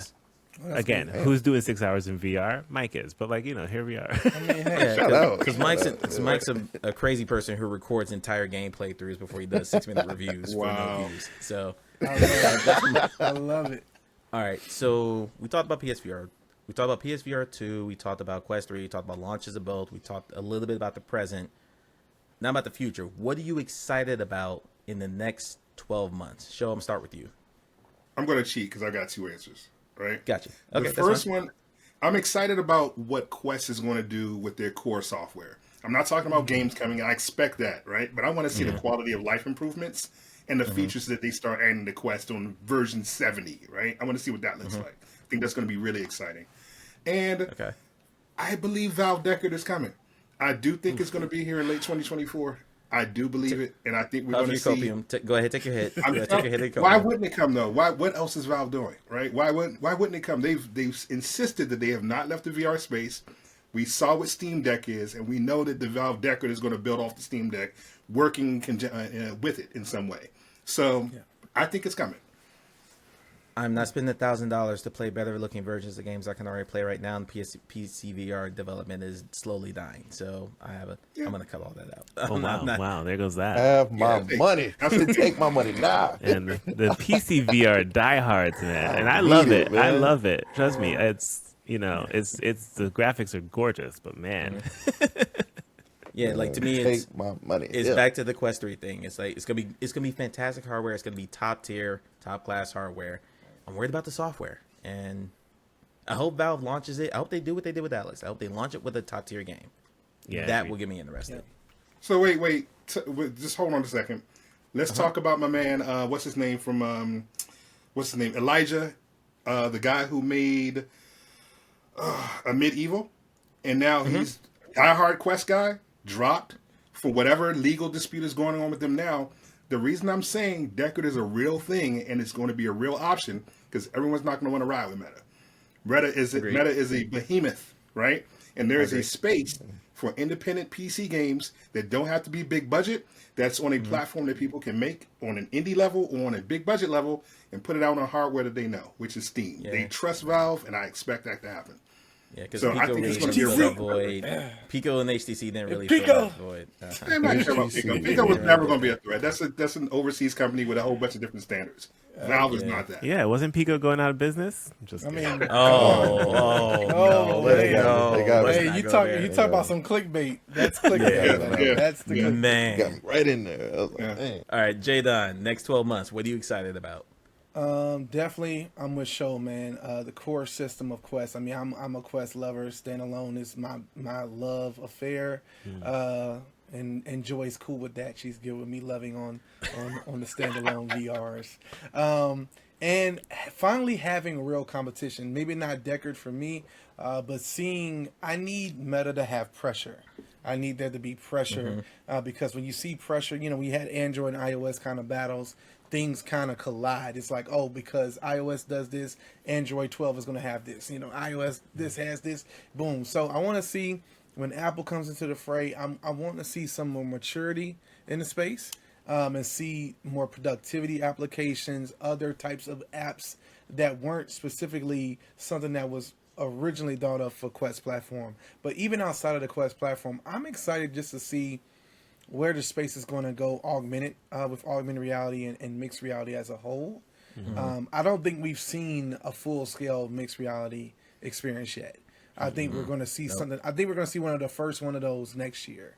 And I don't have any insider knowledge, but that's my desire and bet is that we're going to get some full-fledged, super crazy game that's going to be full on mixed reality. I'm hoping for a Pokemon-esque type game from Niantic. Please, if you're listening, I'm going to point to you. This is my More third pointing. time pointing at the camera. This is the camera. I'm pointing at my other camera, pointing at the camera. I need you guys to bring Pokemon Go in a full-fledged way to the Quest platform or to any standalone platform so that we can play some Pokemon Stadium-esque type game in mixed reality. I think that's going to change everything. And we need and I think we're going to see a VR sport birth over the next 12 months as well. NFL Pro Bring back 3. Echo. Yeah. NFL Pro Red 3.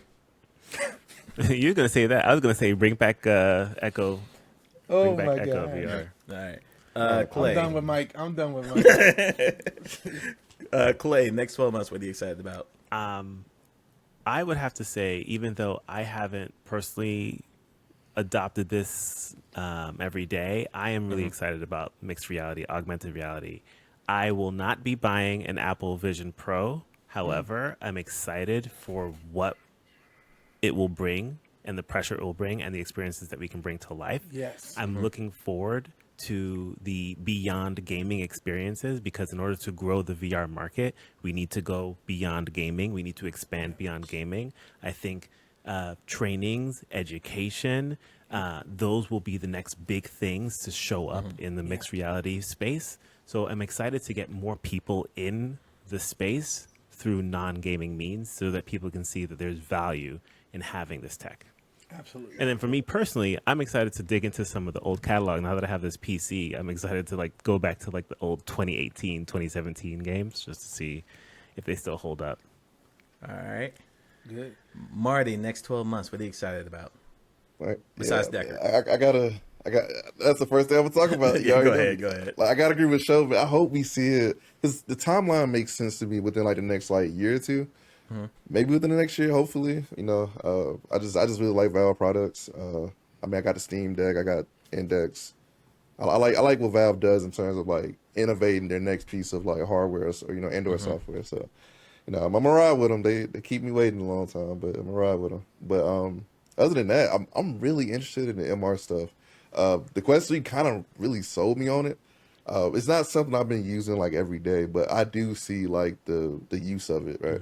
And so hopefully within like the next year, we really get like, those kind of like, I guess the only way I can put this is like console seller, like mixed reality, experiences that we really want. That's my main thing for me. Kind of just seeing how the space changes because like there's a lot of stuff on the horizon right now, and so. I think we're gonna get like some crazy announcements in like next 12 months, and hopefully a lot of it works out because competition is like the best thing. To GTA me. San Andreas. Oh my god! I just had to do it. I had to do it. Let me see it. Cool. The man. competition is there though. Like if Apple comes out and what we believe will happen is Apple validates the space, right? They validate the effort that everyone's been putting in. Yeah. Then maybe Google becomes a new re-entry, right? Samsung becomes a new re-entry, even though they've been in this space before, but now they're like to come back. HP comes back. I'm making it up, but like in theory, those players might be able to capitalize it. And then hopefully that gets the fire that Sony needs to, hey, we already have a headset in the market. Maybe we start to invest in our, first party IPs. Oh, Sony. Oh, man. Yeah. So, man, I can keep going. I can keep going all day talking about this stuff. All right, so for me, I think it's been kind of touched on, but just the software, I think the hardware right now is growing faster than the software is, and I think that's a problem. I think that's a major problem.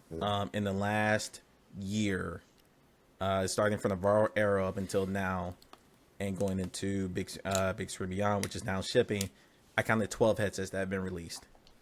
Wow, and that's a lot. That is a lot. And a lot of them aren't doing well for one reason or another. But the core reason why a lot of these aren't holding up, what's been the biggest complaint about PSVR2? Software, games. After the battery problem on Quest 3, what's been the issue? Is this game have a Quest 3 enhancement? This game have a Quest 3 enhancement? This game have a Quest 3 enhancement? What was the death knell for Pico? Well, there were two. One, you're not in North America. Two, you don't have any exclusives. HTC basically just marketed themselves as a PCVR headset, even though they have a standalone store. They haven't done anything with it except ports from other places. HTC. I think, and so taking it out of gaming, I think one of the things that Meta is going to learn from Apple, and I think they've already learned this, but going off of what we saw at Meta Connect, was okay, we need to have the software to match the hardware. Quest Pro's biggest problem wasn't the hardware. The hardware was fine. It was the software. You gave us workrooms, and that's it. Yeah. And you call this a productivity headset. Oh, okay, you gave me a stylus in the bottom of one of my controllers. Great. Where am I going to use that?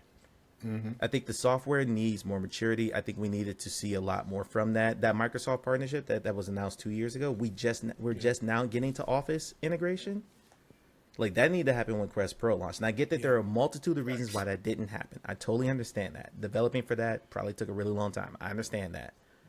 But over the course of next year, I really want to see the software on the gaming side and the non-gaming side grow to a point where there are more uses for this hardware, not just Quest, but like all hardware outside of gaming. Because the way that we push this into the finger quote mainstream is you're not going to get 100 million people to put on a VR headset for gaming. That's not going to happen. No. You can get 100 million people to put on a VR headset, period. But not all of them are going to use it for gaming. Some people are going to use it for entertainment. Some people are going to use it for workout. But like the exercise industry in VR is bigger than I think anyone realizes. And mixed reality is going to change that a lot because it's really hard to work out when you can't see. Make sure you're not going to kick your cat. But now I slept on the fitness apps. I really did. I slept on those. Now you can. Shout out to VR Workout that has a mixed reality mode where you can see everything all at once. Sponsored. Shout out. Company man. I should be wearing a 3-pound shirt right now. I should be wearing a 3-pound shirt right now. But no, I am excited for where the software goes because I think the hardware is there. Like, can it be better? Yes. I would love color pass-through on a camera that's stronger than the iPhone 3GS. I would love something that would be nice. We're going to get that with Apple Vision Pro next year. I think the hardware is good enough at this point to do what we need it to do. The software is not there yet. And I'm really excited to see, hopefully Meta doubles down on we need to build the software out and not just give me celebrity avatars for AI bots. Like, no, give me like real, true, deep software. And Sony needs to do the same too, because I watched Marty's video and I didn't even realize there was no PlayStation VR2 menu. No, until I watched Marty's video. It's and it was literally the flat menu in headset. I was like, what? I was like, what? Bro, it is. Like, it's the same menu, and it's not even like curved or anything. It's literally just flat. Flat, man. I'm like, dog.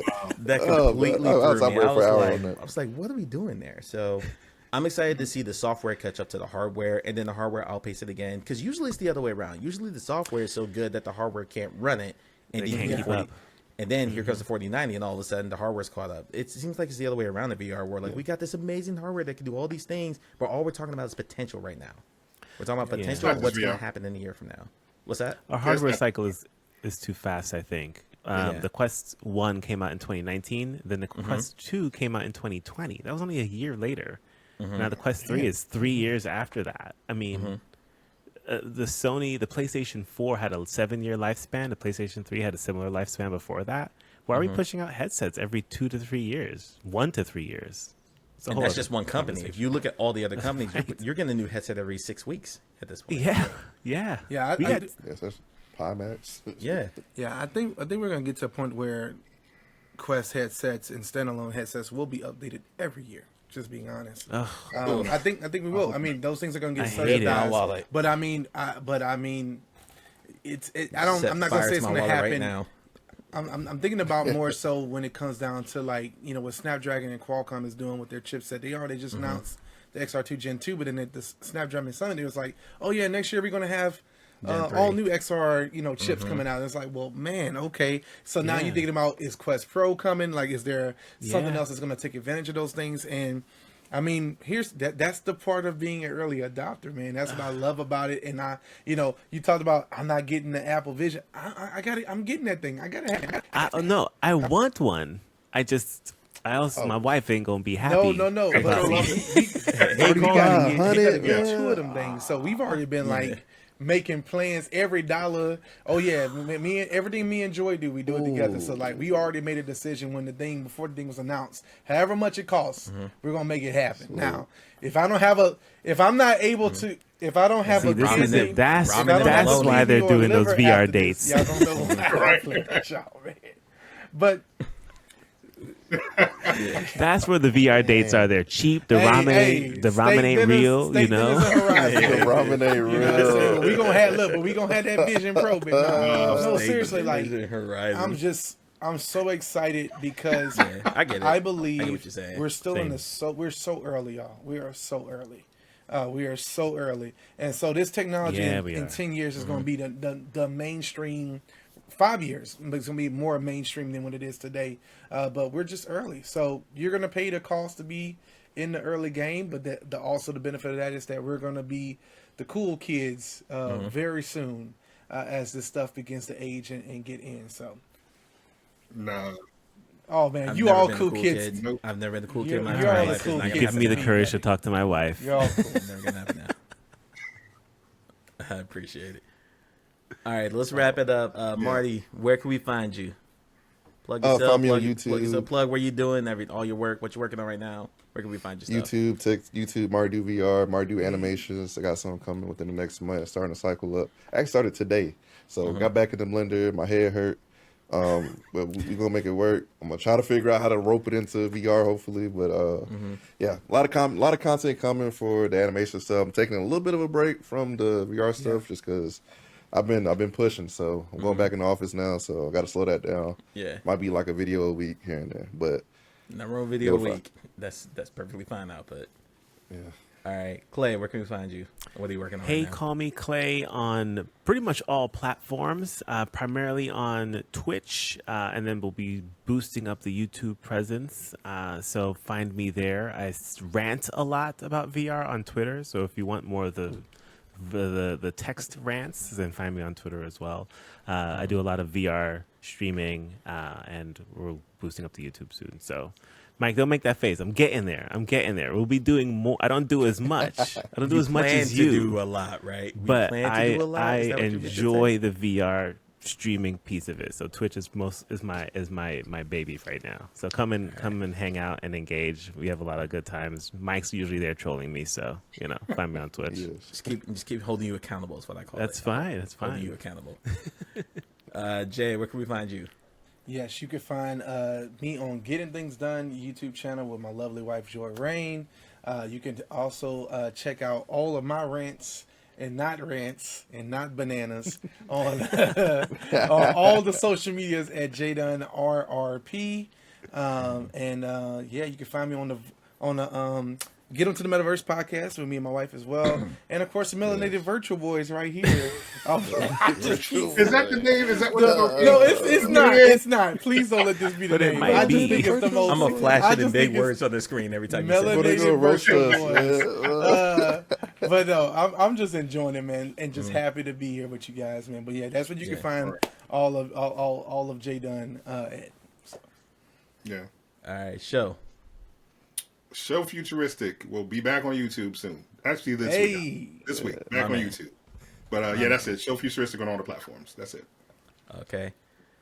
Before I shout myself out, I'm going to shout out someone who is not here, but the man is doing big things. Our guy Tech Man. This man has been in meta trailers. Was that Connect's been in Lego video? Like, man, doing the thing, and I'm proud of him. XR Rob, another one. TwitchCon too. Yeah, he was on he was at TwitchCon on the stage. Dope, man. XR Rob, another one. Like, I love what I'm just gonna call a spade here, and then I'll wrap it up here. I love that Meta is starting to put more diversity into the creators that they're paying attention to. Absolutely. That's not just people of color. That's also females. Yes. Absolutely. Jay, your wife was there. Wendy, she plays VR. They're pulling Instagram influencers. Yep. Like, I love seeing Jasmine. Jasmine been in the game for a while. Shout out to Jasmine. Yeah. But I love seeing that they're really branching out and pulling different people, and I love it. It grows the space because now there's a kid who's gonna see Tech Man in a commercial and go, That's it. That's the reason why we doing he it. looks man. like me. That's the reason why Just like we did when we were kids. We saw stuff like all the black sitcoms growing up, Living Single, Family Matters, all that stuff. Like, that's important. So it's really important to see that. So shout out to Tech, man. Hope to get him on sometime. Absolutely.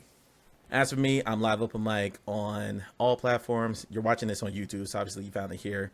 I'm also on Twitch, on Twitter /X, LinkedIn, all that stuff. So I do different content on different things. YouTube is a bit more serious. Twitch, Clay's been in my streams. They're a clown show. They're an absolute clown show. I just have a ball there. Because I think more important, I think more than anything, this is supposed to be fun. Absolutely. I think sometimes we take stuff too Facts. seriously, and this why I love Jay's content, because it's just fun. It's just he and his wife are just having fun with this technology. Absolutely, man. Big shout out. Yeah, Yeah, I you love can that. get, Definitely. when you get bogged down in PPDs and IPDs and FOVs and yada yada yada and all this technology. At the same point, I'm like, are you still having fun playing this? I agree. Or is it just out of habit now that you just boot this thing up every day? Absolutely. Yeah. You know, so. All right, but that is enough for the melanated virtual boys. The melanated virtual boy. I love it. I love it, man. We hope to do this again. So if you like this, let us know down in the comments. This will be posted in some part on all of our channels. It will be primarily on mine because I'm the one recording. But all these guys will get a piece of this. We'll get the full content. They'll get the full recording. So they're free to do whatever they want with it. So be sure to comment anywhere you see any of this stuff posted. Please let us know if you enjoy it. Stuff you like to see different. We would love to do this on a regular basis. So we need your feedback. It's going to be really important. Everybody, thanks for watching. Take care. Peace. Deuces. Okay, I don't know what's going on with my camera. I need to fix this.